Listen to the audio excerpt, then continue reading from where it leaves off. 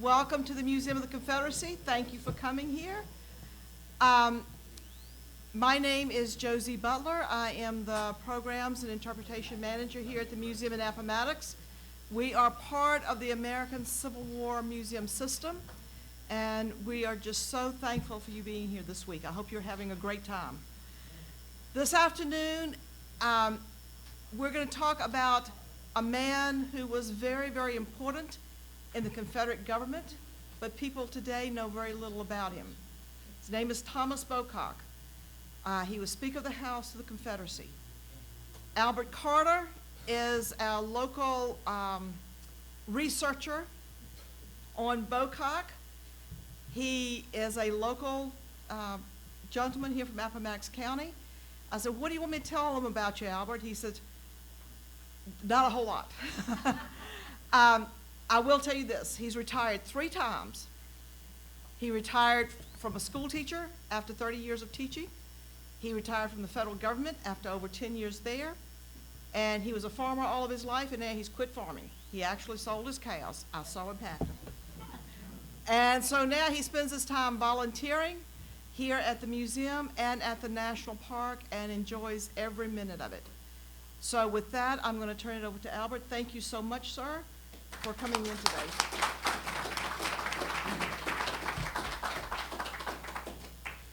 Thank you, Josie. A gentleman by the name of Bowling, sometime in the early 1800s, came up with a statement, and it's been quoted many times by many folks. It was used by several presidential candidates. It was used by Will Rogers. And I can't give you the exact quotation, but it was something to the effect that the problem does not lie in what people don't know. The problem lies in what they know for sure that just is not so. So you keep that in mind. Keep that in mind as you listen to this. The other thing I would like to say that the views that you're going to hear today are not necessarily the views of the Museum of the Confederacy. They're not necessarily the views of the National Park Service, and they may not be the views of those who are descendants of Thomas S. Bocock. But I'm going to tell you a little bit about him from what I have learned in my research. And I think that one thing that most people will agree on, that he was a great man. He's probably one of the most prominent men of his time that you never heard of. Anybody in here have ever heard of Thomas S. Bocock other than these gentlemen? Oh, okay, yeah, it's a few. Okay. He was described by people that knew him as an intellectual giant. He was described as a political wizard. He was known to be a gifted orator. He was often called upon to speak. Almost everywhere he went for public gatherings, they wanted to hear him speak. And as you can imagine, there are many stories about him. One of the stories that I like, and it has to do with his name, and I'm going to tell you a little bit more about his name later. But he was in Charlottesville for a political meeting one night, and he was not scheduled to speak. But yet there was a gentleman in the audience who kept insisting that they let the gentleman by the name of Bogus S. Tomcock speak. And they feel like maybe he was under the influence of some peach brandy. One of the contemporaries of his time described him as being an example of a man that the office sought the man rather than the man seeking the office. We certainly don't find many folks of that caliber today. But what I want you to know about him is that he was a man who might have been president of the United States. His circumstances had been different. He was a man who could have been and maybe should have been president of the Confederate States of America if things had been different. He was a great, talented, able politician who found himself on the wrong side of a great moral issue. and that issue was slavery. Now, my interest, I want you to know why I'm interested in this man, because I'm not related to him that I know of. My interest is based upon childhood stories that I've heard of this man since I was a little boy, and the fact that my father is named, or my father, who is recently deceased, was named after Thomas S. Bocock's son. Thomas had a son named Willis Bocock. Now, the son, Willis Bocock, was named after his uncle, Willis P. Bocock. And I'll tell you a little bit more about him later. This Willis Bocock lived down on the farm that my family now owns. And my grandparents came there as tenant farmers in 1916.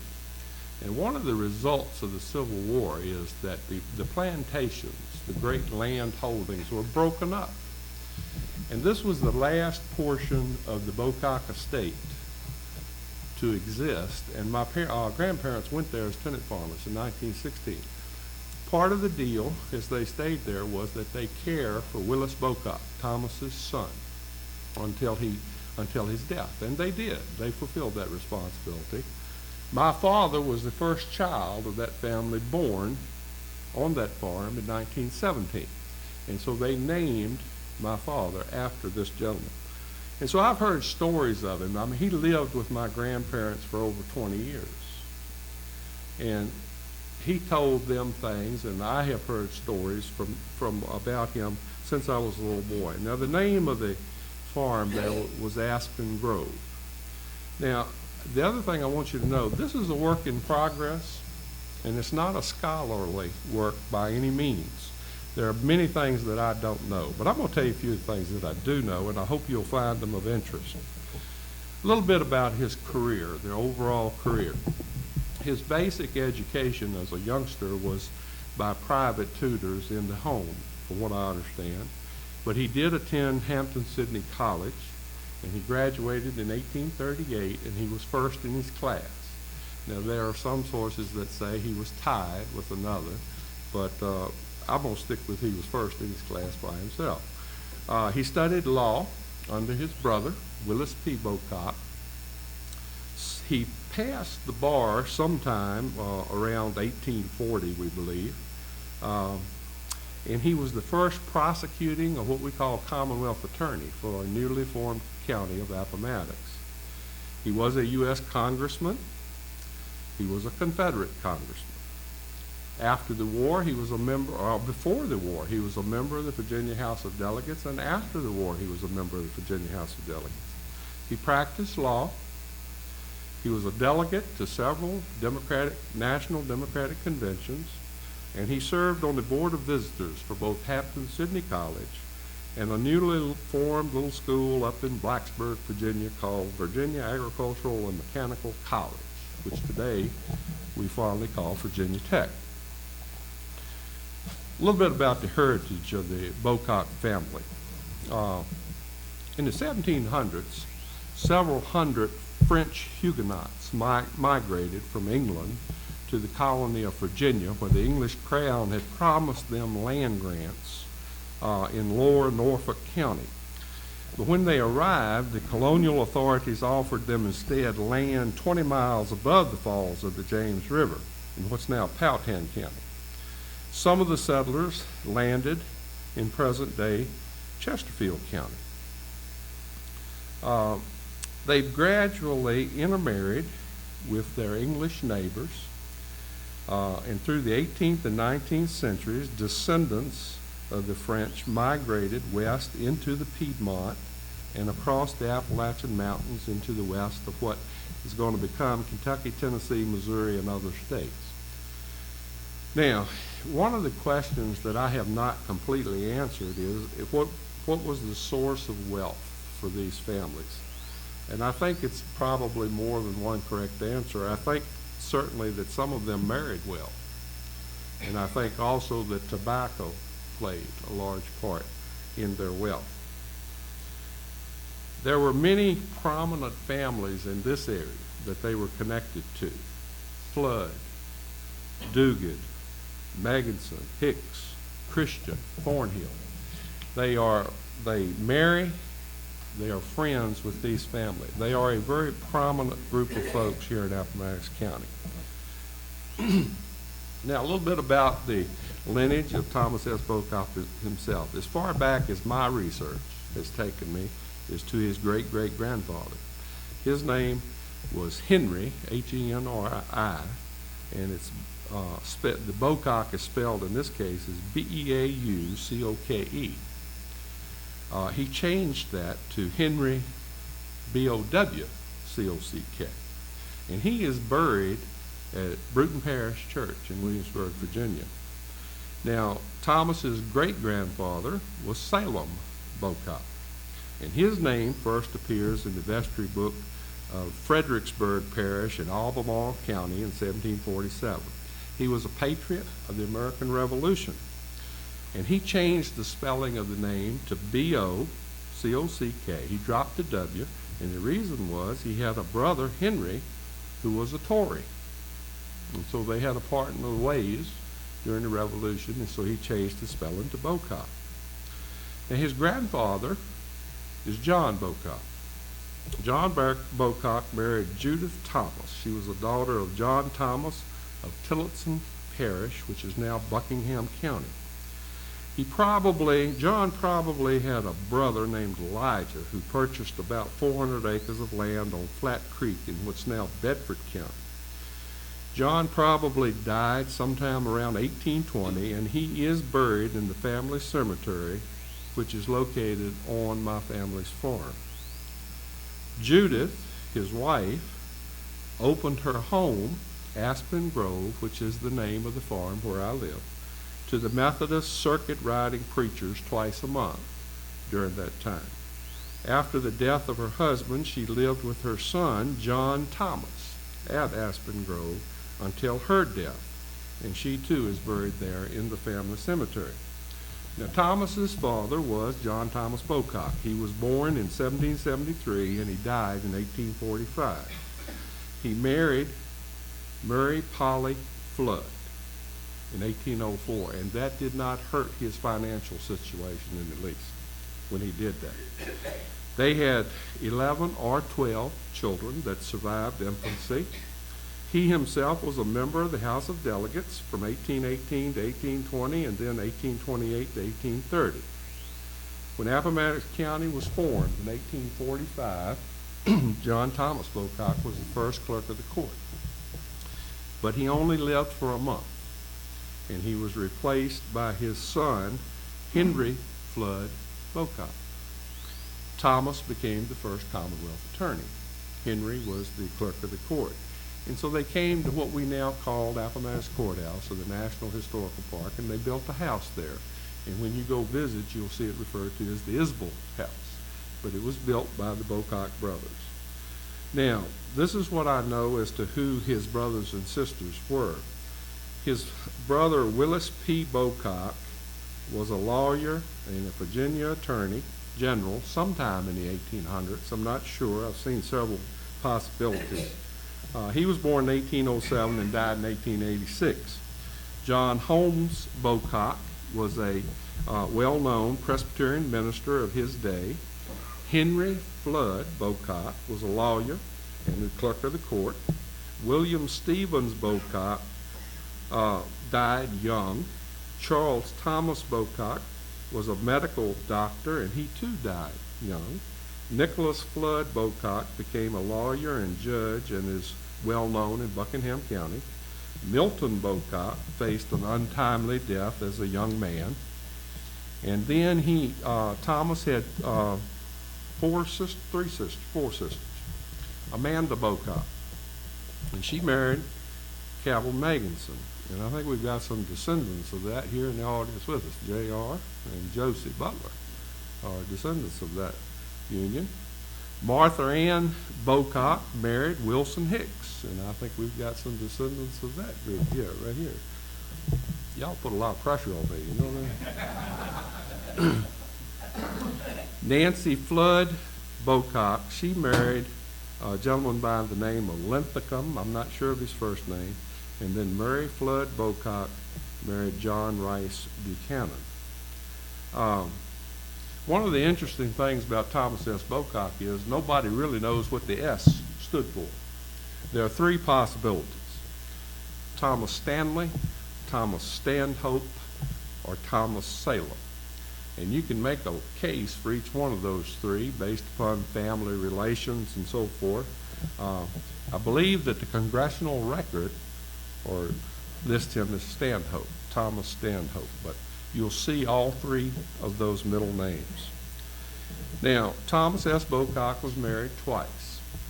His first wife was Sarah Patrick Flood, and she was not too distant kin, a cousin. They were married in 1846. His second wife, after the death of his first wife, was Annie Holmes Faulkner, and they had 4 children at least.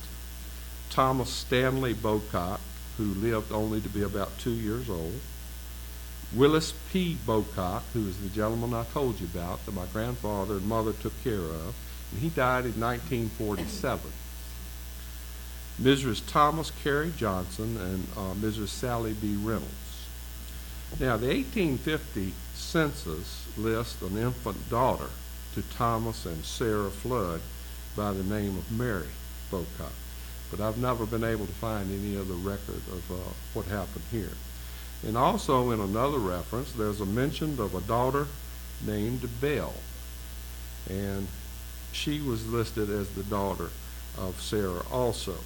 And the interesting thing here is that if she was indeed the daughter, she lived past his death. But I find no mention of her anywhere as far as what happened to her and so forth. Thomas Bocock was many things, but one of the things he was a farmer and a plantation owner. Now, he was not a farmer in the sense that he got out there and did the work himself, but he did own a plantation. The name of his plantation was Wildway, and that is down the road about 2 miles from Aspen Grove. It was at one time called Prospect Hill. Aspen Grove is the home of his mother and father. The home that they came from was called Cabin Knob. Most of Thomas's brothers and sisters were born at a place called Cabin Knob. And I'm not sure, I think I know what it is, but I'm not sure of that. I believe it's property that is adjacent to our farm. Willis owned a farm or a plantation called Red Oak Hill. The whole family, if you put them together, they owned several thousand acres east side of Piney Mountain here in Appomattox County, between the Bet Creek and Davids Creek. That's where they were located. That's north of Vera, 2 to 6 miles. Once you get to Vera, from 2 to 6 miles further. Now, the 1860 census says that Thomas S. Bocock and his wife, they list her as Anna, and a daughter Mary. There was also living with them a lady by the name of Anna D. Stevens, and she was his mother's sister, I believe. She was a maternal aunt, and she owned 2,500 acres on her own, and she is also buried near her sister there in the home cemetery. Thomas's estate is listed at a value of $30,000 with 23 slaves in the 1860 census. Anna, this lady who was his aunt, is listed as a housekeeper, but she owned 21 slaves, and her estate was listed at $15,300. So I suspect she was a little more than a housekeeper. Now, there are some stories that are associated with Thomas Bocock, and I'm going to tell you a few as we go along.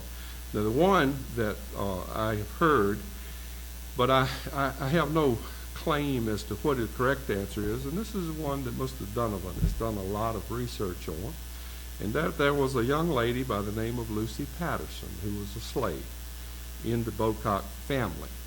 Now, the story that I heard, Mr. Donovan, when I was growing up, that Lucy was in the home of Thomas's parents, and that they called her Aunt Lucy. But I have also read that she entered the home of Thomas S. Bocock at the age of about 8 years old when her parents died and left her an orphan. and that she rocked the cradle of Ella. Now, I don't know who Ella is. I've never seen Ella's name in census or anything. But she did marry a gentleman by the name of Cornelius Bocock, and they were married in the Bocock home, which is kind of an unusual situation for the time. And my sources within the family say that Lucy, Aunt Lucy, is buried near Judith in the Bocock family cemetery on our farm. Now, I think Mr. Donovan will disagree with that, but here again, I can't prove either view. These are the things that I've heard.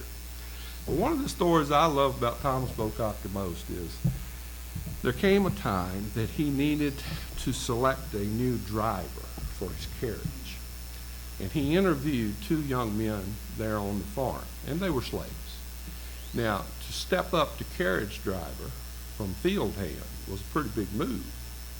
And so they both wanted that job very much. And so Thomas S. Bocock had to make a decision. So he asked him a question. He said, he pointed over to the edge of the road, and you can imagine how the roads were in that day. And this is a road where the road dropped off sharply. And he said, he asked the first one, he said, how close can you drive to the edge of that road without the carriage falling over? And he said, Mr. Bocock, I can drive right up next to the edge of that thing without falling over. And he asked the second young man, he said, how close can you drive? He said, Mr. Bocock, I'm going to stay as far away from that bank as I can get.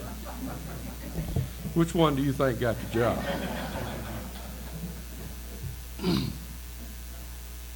Willis P. Bocock in the 1860 census has an estate of $360,000. Now think of that. He had 45 slaves at that time, and he's one of the richest men, if not the richest man, in Appomattox County. Now, Willis P. Bocock had an overseer, and I think he also worked for Thomas. And he had some wealth of his own and owned land on his own, but he ran the farms for the Bocock family. His name was Jesse Carter. Now, he's no relation to me that I know of. But he had, in the census, it had an estate valued at $8,000 and owned 8 slaves himself. But the thing that's interesting about him is, I think, that after the Civil War, he had a dispute with a former slave, and that slave's name was Spencer Patterson. Now, I do not know the relationship between Lucy and Cornelius and Spencer. I wish I did. And there may be none. But here we have a slave by the name of Patterson. And in this dispute, words are exchanged. I don't know if blows are shared or not, but the young man runs away, and Jesse Carter chases him on horseback. And the young man had enough of a head start that he was able to get his hands on a gun. And he lay behind a rail fence, and as Jesse Carter approached trying to catch him, he shot Jesse Carter. And Jesse Carter died of that wound simply because he drowned in his own blood. The wound would not have killed him outright if someone had come along and turned him over. But he basically drowned in his own blood. Spencer was arrested and put on trial. Now, you know how things were that day and time for a black man who had shot a white man. So I tell you that the sentence he got was less than 10 years. They didn't hang him. So I have a feeling that Spencer probably was in the right, and Jesse Carter was not. But regardless, that is one of the stories of the family. The slaves that Thomas and Willis and the other Bocock owned, many of them were members of Liberty Chapel Baptist Church, which was a white church at the time, but accepted black members, and also New Hope Baptist Church. And some of the names that I have seen on the church roll, and they only use first names. It would be Thomas Bocock's James, Roseanne, Louisa, Francis, Sam, Thomas. Many of them were members there. One of the things that I did find out about Thomas Bocock was, if you can say that he was a good owner, I don't know if you can say that or not, but if you look at the housing situation, Thomas Bocock had one house for every 4 slaves, which was not a bad ratio in that day and time. In fact, it was probably one of the best ratios. The only one I found better was a couple here in Appomattox, or some couples here in Appomattox County, who only had 1 or 2 slaves. But those who owned 20, 30, 50 slaves, generally you didn't find housing at that ratio. After the war, Thomas employed many of the former slaves. He also recruited these freed slaves from his neighbors. He offered bonuses, brought them onto the land as tenant farmers. There was an abundant corn crop that year. Tobacco did well for a while, and prices gradually fell. But gradually they fell on hard times financially, and so they started selling off the land, and that's how my family wound up with it. Now, as a lawyer, he studied at Hampton, Sydney, as I said. He passed the bar in 1840. He had offices at Wildway, Tower Hill, Clover Hill. He started out in partnership with his brother, Henry, and then he went into partnership with a gentleman by Fournoy at a Farmville. And we believe he was in partnership with Judge David Christian at one time in the late 1880s. And they had an office at Tower Hill, Virginia. After the war, he moved to Lynchburg. He represented the railroads after the war and did well there. He refused offers, we are told, to go north. Now, a little bit about the politics of the day. He was a Southern Democrat. And here in local elections, when he was running for Congress, it was the Whigs that gave him the most competition.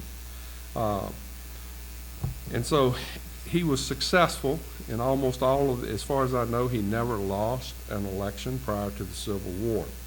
But he was a Southern Democrat. And I found one quote from his brother, Henry, to another brother, John, and it says, "Thomas has resumed his law practices and is doing well, but yet he is very warm in politics, too much so, I think." So evidently, he was interested. He had aspirations. But he was the perfect politician in the way that he had those aspirations and he had that drive, but yet he looked like a man that you had to force him to do it.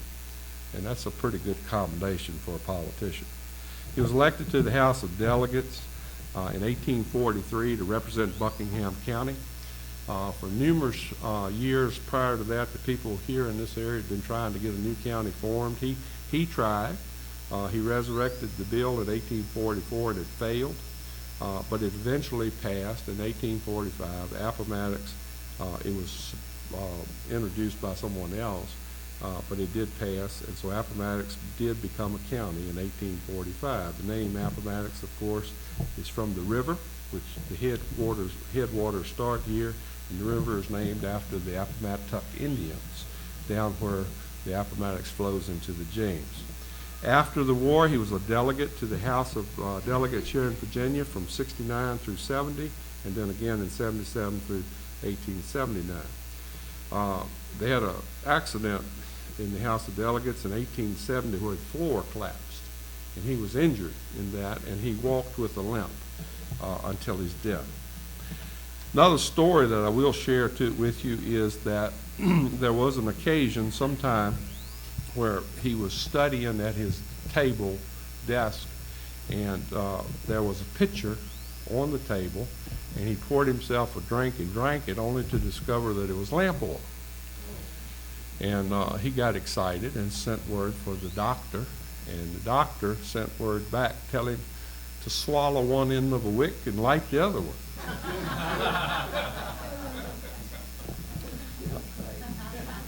On another occasion, they asked him to speak at one of their, I believe it was the 4th of July gathering down here at the courthouse, and he declined due to indisposition.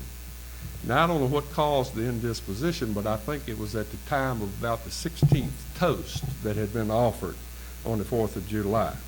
I don't know that he was a drinking man, but I have heard stories that he did love whiskey.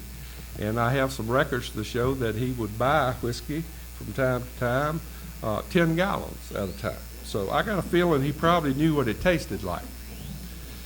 As a United States congressman, after this, he was elected in 1847, basically, after serving only 2 years as prosecuting attorney. And he went to Washington, and he served for 14 years, 7 terms. He was associated with Presidents James Polk, Zachary Taylor, Millard Fillmore, Franklin Pierce, and James Buchanan, just to give you an idea of the time we're talking about. He became very close advisor to Buchanan prior to the Civil War. While in Congress, he serves as the chairman of the Committee on Naval Affairs, and he had a lot to do with the reorganization of the United States Navy to make it more modern. He was a gentleman and a statesman, and many times in Congress he was called upon to preside in the absence of the Speaker of the House. And to show you how diplomatic he was, at that time Arkansas had 2 representatives there. One preferred the pronunciation Arkansas, and the other one Arkansas. And when he called upon them to speak, he called the gentleman from Arkansas or the gentleman from Arkansas. So he was very diplomatic. In 1859, he came within 1 vote of being elected Speaker of the House of the United States Congress. He did receive the most votes on the first ballot, but it was a plurality and not a majority, and they required a majority. He lacked 1 vote of having a majority. That deadlock went on for 8 weeks. He finally withdrew. He was running against a gentleman by the name of John Sherman from Ohio. They eventually settled on a gentleman from New Jersey named Pennington, and both Sherman and Bocock escorted Pennington to the podium when he was elected. The reason he lost that was because he was a Southern Democrat. And this is when the politics are beginning to shift, where there's a split between the Southern and Northern Democrats. At the presidential nomination convention that year, he received 1 vote for office of president. One thing that he did while he was a congressman I think is worthy of note. You may have heard of a gentleman by the name of Jeb Stuart. Thomas Bocock appointed him to the United States Military Academy while he was a congressman.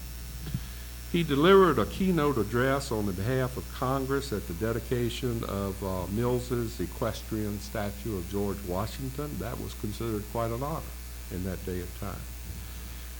He was in line, many people believe, to be a candidate for President of the United States if the war had not broken out.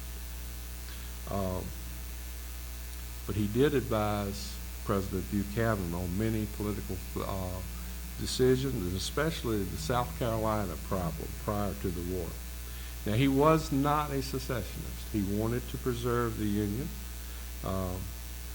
He chose, however, to come back to Virginia when Abraham Lincoln called for troops to put down the rebellion in South Carolina.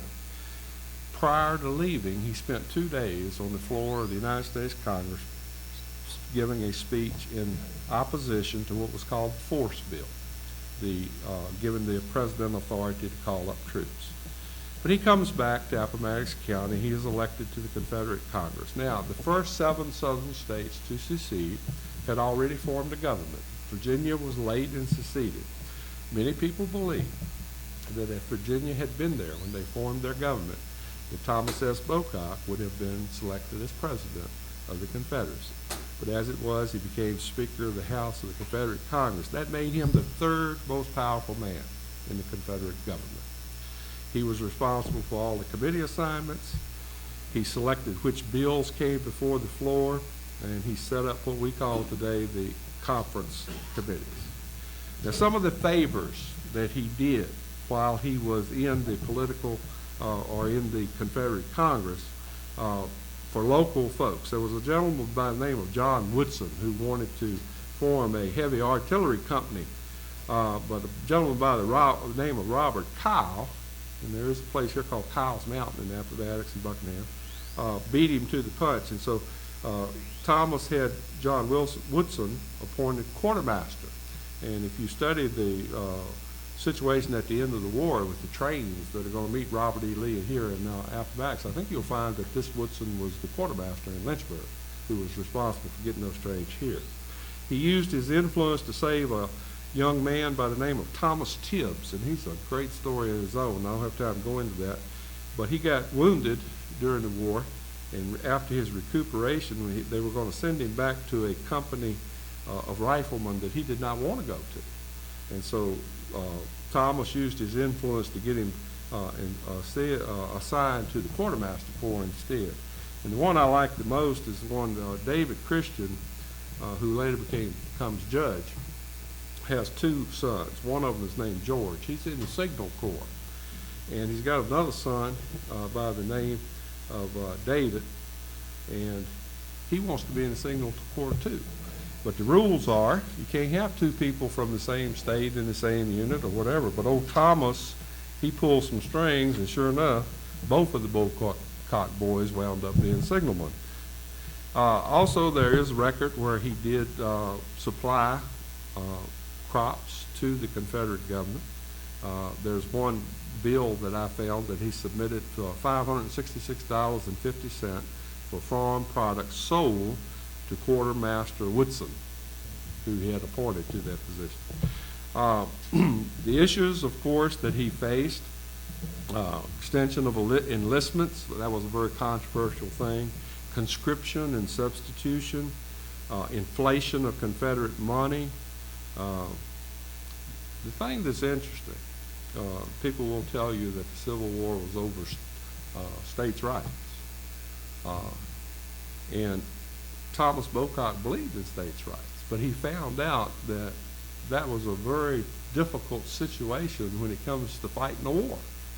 He couldn't get these folks to agree. Everybody from the South, they believed so much in state rights, they didn't want a strong central government, and that was a real problem in supporting the war. And he dealt with those things all during his tenure as Speaker of the House. Final days of the war, on March the 3rd, 1865, he adjourned the Confederate Congress, and I don't know how you pronounce this. If you've got any Latin folks out there, I think it's sine die. How is it? Sine die, which meant that they didn't know if they were going to have a reconvene again. He returned to his home here in Wildway, where he feared arrest. And this is a story that came about from that when General Ulysses S. Grant rode into this county, that as he was going by Wildway, he pointed it out to his troops and said, "This is the home of Thomas S. Bocock. He is a great friend of mine. Do not touch any of his property."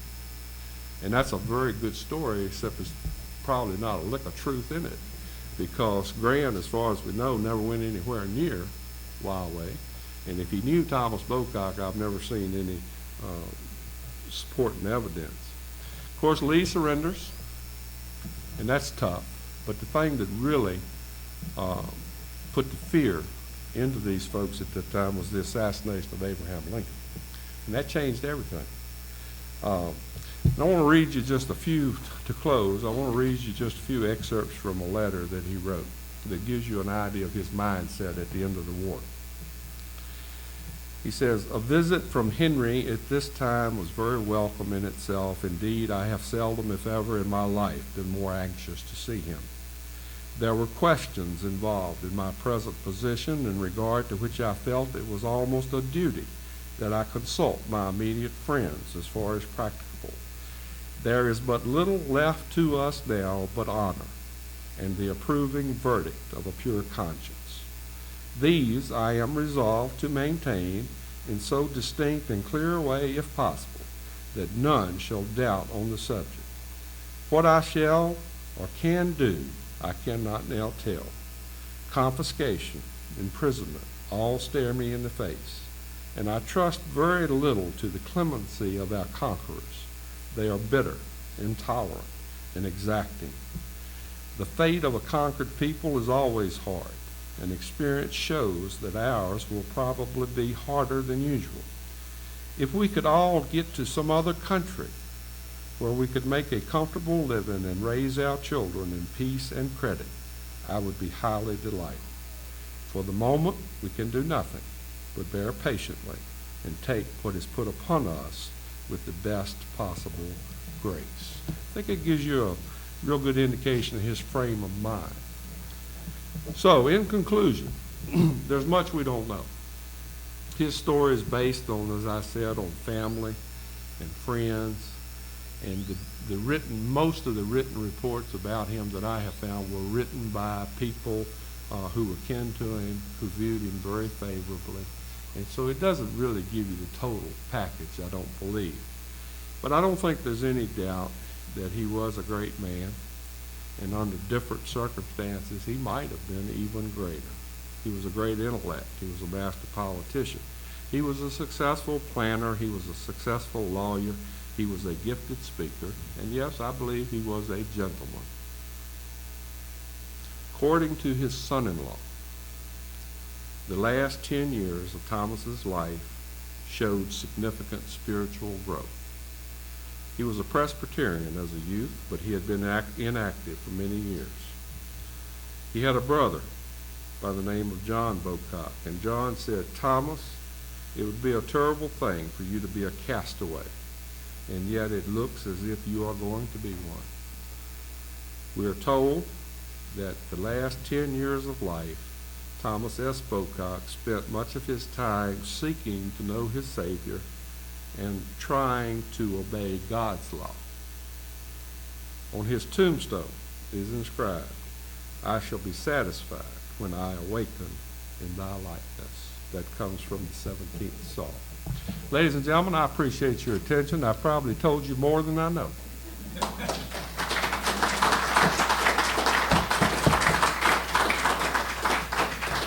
I hesitate to ask for questions, but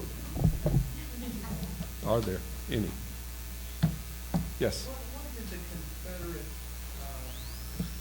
House and Senate, or however it was arranged, what did they spend most of their time doing? Was it working with how we're going to come up with the money to supply the military? Or? Jefferson Davis tried to control the procedure, and he did for much of the war.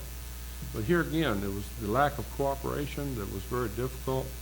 Robert E. Lee once made the quote that all he could see that they were doing was chewing tobacco and eating Google peas. So he wasn't real happy with them. Bocock tried to work with Jefferson Davis for most of the war, but they fell out towards the end of the war. And the last year of the war, basically, they were at odds so much with one another that nothing really got accomplished. The one thing that Bocock was opposed to more than probably anything else was arming the slaves and allowing them to be soldiers in the Confederate Army. Lee wanted that. Jefferson Davis supported that. And eventually it did happen, but it happened so late in the war that it was a non-factor. I don't know if that answers your question, but that's a little bit. Anything else? I covered it well. Thank you.